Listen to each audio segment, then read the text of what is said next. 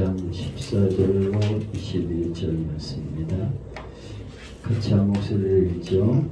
그 사람들이 예수께서 하신 이 표적을 보고 말하되 이는 참으로 세상에 오실 그 선지자라 하더라. 그러므로 예수께서 그들이 와서 자기를 억지로 붙들어 임금으로 삼으려는 줄 아시고 다시 혼자 산으로 떠나가시니라. 저물매 제자들이 바다에 내려가서 배를 타고 바다를 건너 가버나움으로 가는데 이미 어두웠고 예수는 아직 그들에게 오시지 아니하셨더니 큰 바람으로 파도가 일어나더라.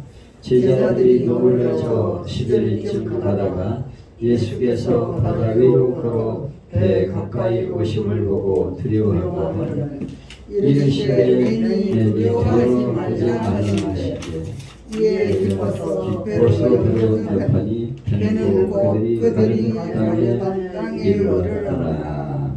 아멘. 이것은 하나님의 말씀입니다. 제가 생각을 좀 잘못했습니다. 컴퓨터를 가져오면 USB도 가져야 되는데 USB는 또 빼놓고 그냥 컴퓨터만 가지고 와가지고 동영상을 보여줄 수가 없어요. 언제나 우리와 함께 하시는 하나님이란 영상인데 그냥 여러분이 본문을 생각하면서 은혜를 나누도록 하겠습니다. 오늘 주신 말씀은 예수님이 오병이어 기적을 일으킨 사건에 이어지는 말씀이죠. 보리떡 5개와 물고기 2마리로 5,000명을 먹이고 12방주리가 남았다. 어마어마한 기적이죠. 지난 시간에는 이 기적을 일으킬 때 있었던 세 사람이 세 부류에 대해 생각했죠. 빌립은 계산에 빠른 사람이고 믿음이 없고, 안드레는 가능성을 찾아보는 사람, 어린아이는 자기의 것을 주님께 드리는 사람, 이렇게 구분해서 말씀을 드렸습니다. 이 오병이어 기적 사건은 너무 중요하기 때문에 사복음서에서 다 같이 기록하고 있어요. 특히 요한복음은 마태, 마가, 누가복음을 읽고 난 후 이 복음서에서 빠진 것이나 보충해야 될 것이 있는 것들을 대체로 기록을 하고 있어요. 그러므로 요한복음에 있는 이적들은 대부분 다른 복음서에는 없는 사건들입니다. 예를 들면 나사로가 죽었다 살아난 사건, 물로 포도주 만든 사건, 이건 요한복음에만 있어요. 다른 복음서에는 기록이 안 되어 있기 때문에 이 요한복음이 그것을 추가해서 기록하게 된 것이죠.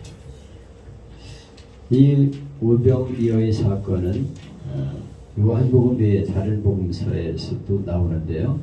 이 다른 복음서는 단순히 역사적인 사건, 이런 일이 있었다 하는 것으로만 기록이 되는데 여기 요한복음에는 6장 전체를 거쳐서 이것이 무엇을 우리에게 말씀하는가 하는 것을 길게 설명하고 있어요.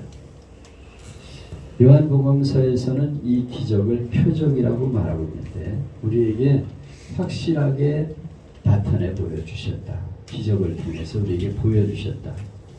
뭘 보여줬냐? 이적을 행한 분이 누구고 우리가 그분을 어떻게 믿어야 되는가 하는 것을 말씀해주고 있는 것입니다. 표적을 통해서 우리가 믿어야 될 대상이 누구이며 그분이 어떤 분인가 하는 것을 말씀하고 있는 것이죠. 중요한 것은 그 이적을 행하는 분이 누구냐는 거예요. 그리고 그분을 믿게 하는 데 의미가 있습니다. 엄청난 기적을 보고도 우리의 구원자로 세상에 오신 예수님을 믿지 못하고 예수님을 왕으로 모셔서 자기들의 이익이나 챙기려는 그런 잘못을 깨우쳐 주려고 이 말씀을 기록하고 있어요. 교만한 자에게 신령한 진리를 가르치는 것은 당나귀에게 음악을 가르치는 것처럼 어렵다. 칼빈은 그렇게 말했어요. 얼마나 이 하나님 말씀을 가르치기가 어려운지 몰라요. 예수님의 오병이어에 대한 사람들의 반응은 뭐 어마어마한 일이 일어났으니까 놀랬다, 그렇게 반응을 하고 있어요. 저들이 놀랬다. 그 다음에 무슨 생각하느냐면 유대인들은 이분을 왕으로 삼아야 되겠다 이런 생각을 하게 됐어요. 왜냐하면 이분만 있으면은 빵 문제 걱정할 거 없다 이거예요. 이런 기적이면은 우리는 이제 고생 끝 행복 시작이다. 그래서 예수님을 왕으로 모시면 이제 우리는 새로운 세상을 맞이하게 될 것이다. 이렇게 생각을 하게 된 것이죠. 그래서 본문에 보면 5,000명을 먹이는 사건을 보고 사람들은 메시아가 왔다. 이분이 우리가 기다리던 메시아 선지자다. 그래서 왕으로 삼으려고 해요. 그들은 정치적인 메시아를 기다렸죠.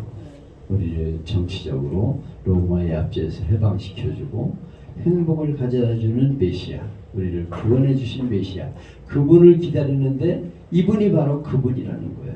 어떻게 이런 일이 일어날 수 있냐는 거예요. 이런 일을 행하는 분이 왕이 되어야 우리가 잘 먹고 잘 살 수 있다. 그래서 예수님을 왕으로 초대하려고 그랬어요. 그런데 놀라운 것은 이렇게 왕으로 삼겠다고 야단치는 사람들이 불과 며칠 후에 예수님을 십자가에 못 박으셔서 소리를 치게 돼요. 이것이 바로 군중입니다.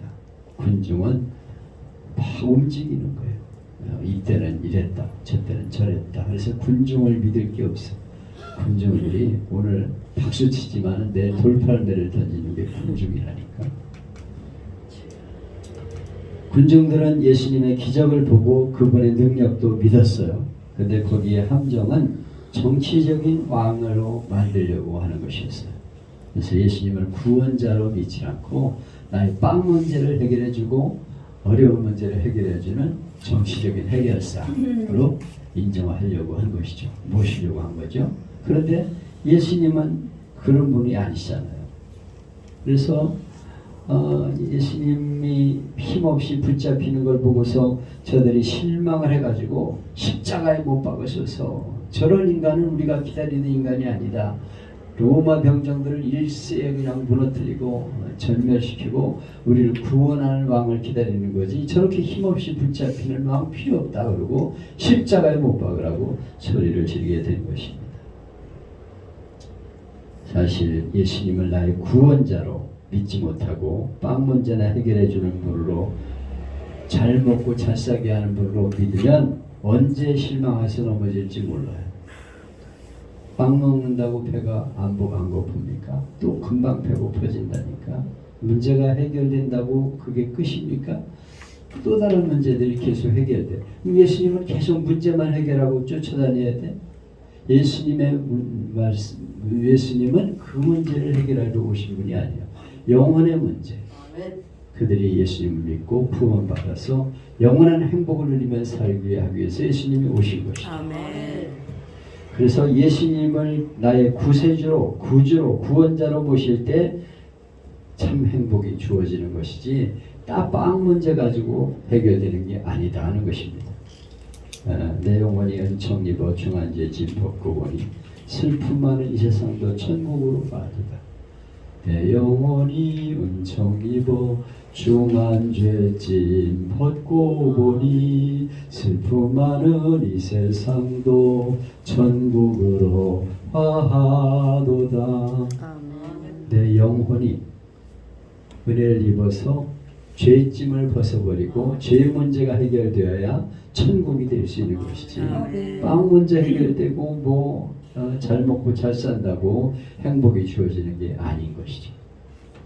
예수님은 억지로 왕으로 삼으려는 걸 알고 피하셔서 혼자 산으로 들어가서 밤새도록 기도하셨다. 그렇게 기록하고 있습니다. 이때 홀로 산에서 기도하셨다는 게 중요한데요. 사람들은 욕을 먹으면 억울하다고 기도하고 실패하면 기도할 생각을 합니다. 그러나 인기 있고 칭찬받으면 기도를 안 하죠. 예수님은 인기 정상에 지금 있는 상황이에요. 그러나 예수님은 그 순간에 산에서 기도하셨다는 거예요. 우리는 그걸 배워야 됩니다. 출세를 했습니까? 그러면 친지들과 잔치하기 전에 먼저 기도해야 돼요. 그리고 칭찬 들을 때, 영광을 누릴 때 그때가 바로 기도해야 되는 것을 예수님 우리에게 보여주고 있는 것입니다.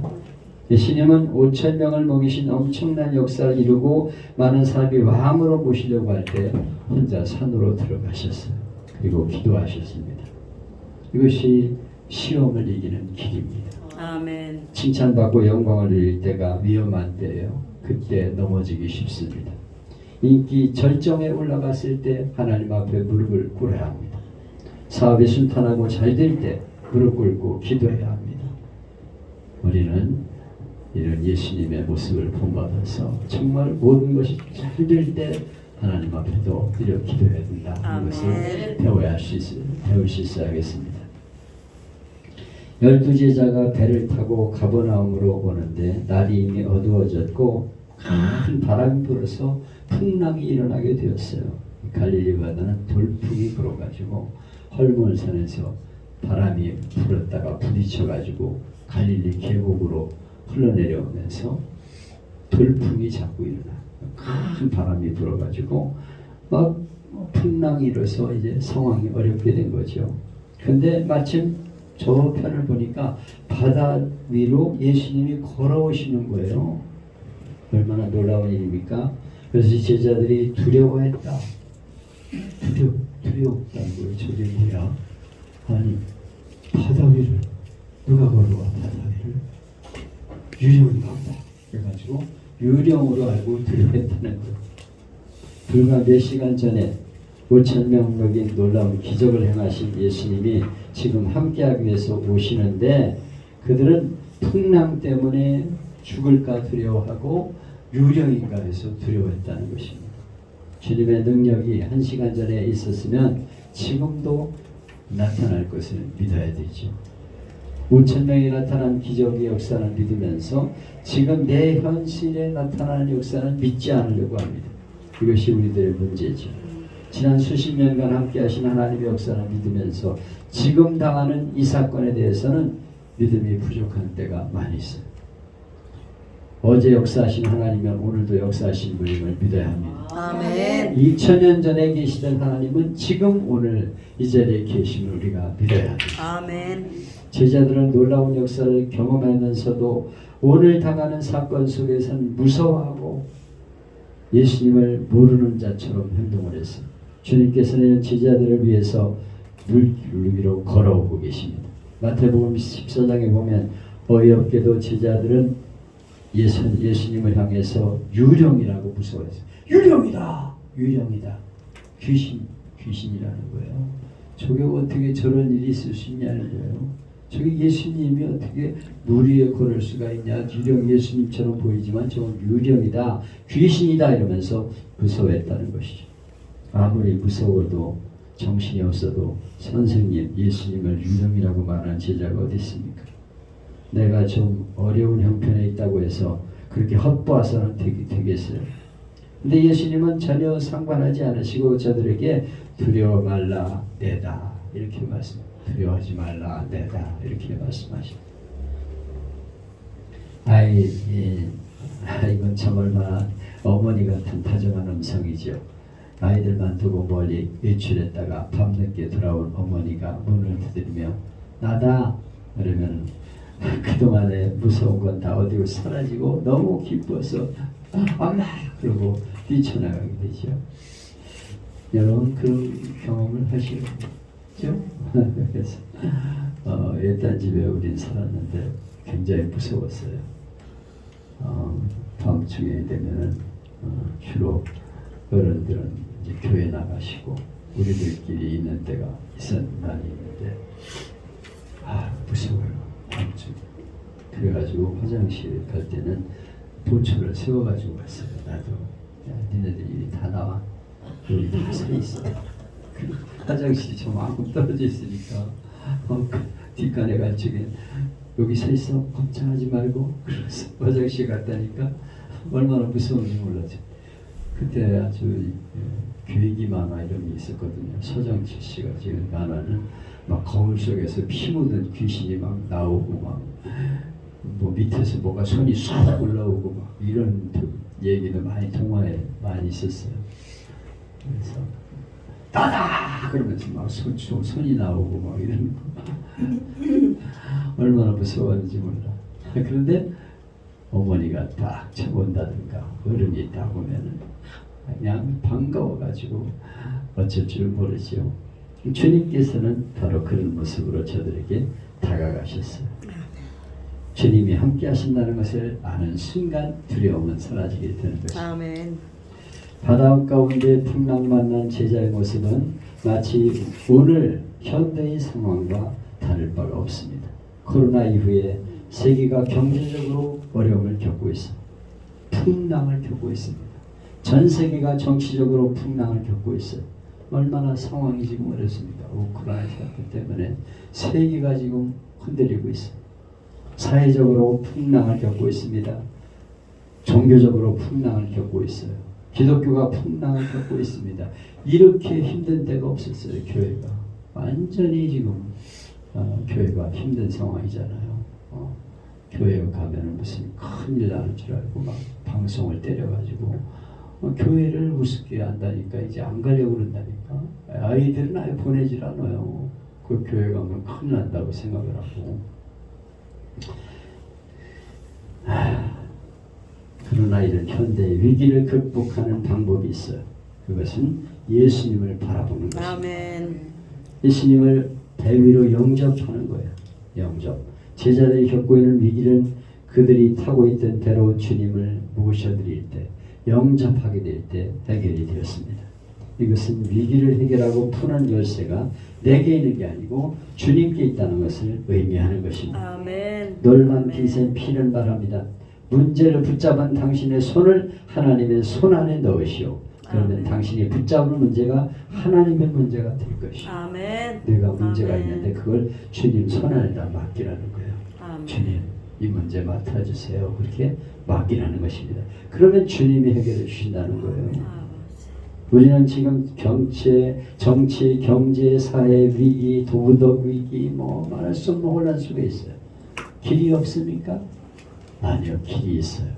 그것은 바로 예수님이 우리의 해결자가 된다는 것을 우리가 믿어야 합니다. 아멘. 여기 이르시되 내니 두려워 말라 하신데 이에 기뻐서 배로 영접하니 배는 곧 그들이 가려던 땅에 이르렀더라. 예수님을 영접하니까 배가 무사히 풍랑을 지나서 가려는 땅에 이르게 되었다고 말씀하고 있습니다. 배는 항구에 정박하기까지는 언제든지 풍랑을 만날 수 있습니다. 요동을 치는 그런 배가 될 수 있습니다.